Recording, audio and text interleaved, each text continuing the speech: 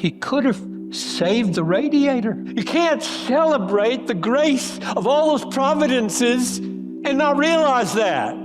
Here's another story.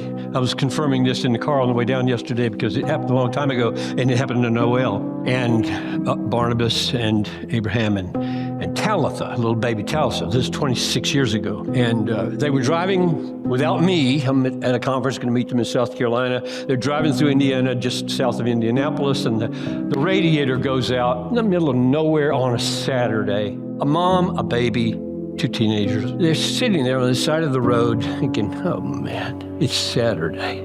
A farmer drives up and stops, gets out and sees the problem. Noel says, I don't know what to do. We'll probably need a motel, and maybe we could find help on Monday morning to get the car fixed and be on our way. And he said, well, why don't you stay with us?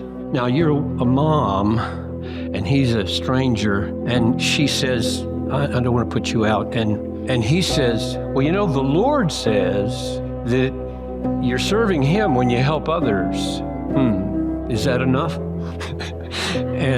and he calls his wife. Now, I said to her in the car, this was pre-cell phone. How'd you do that? And she said, I don't know how he did. He had some kind of device in his car. And his wife gives him the thumbs up. He says, why don't you go to church with us tomorrow if you can take a Baptist church? Okay. So they go and they stay with the farmer's family.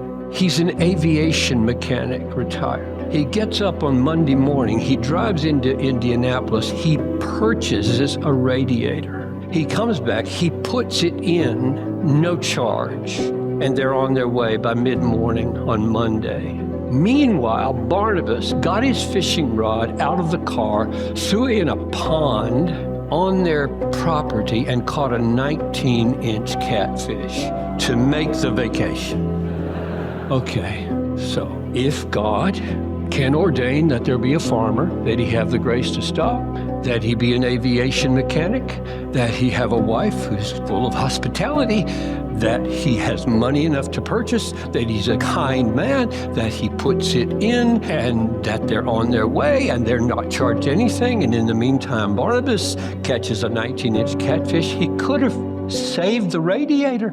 This is a no-brainer, folks. You hardly need the Bible to know that's the way life works. Not grace to bar what is not bliss, nor flight from all distress, but this, the grace that orders our trouble and pain, and then in the darkness is there to sustain.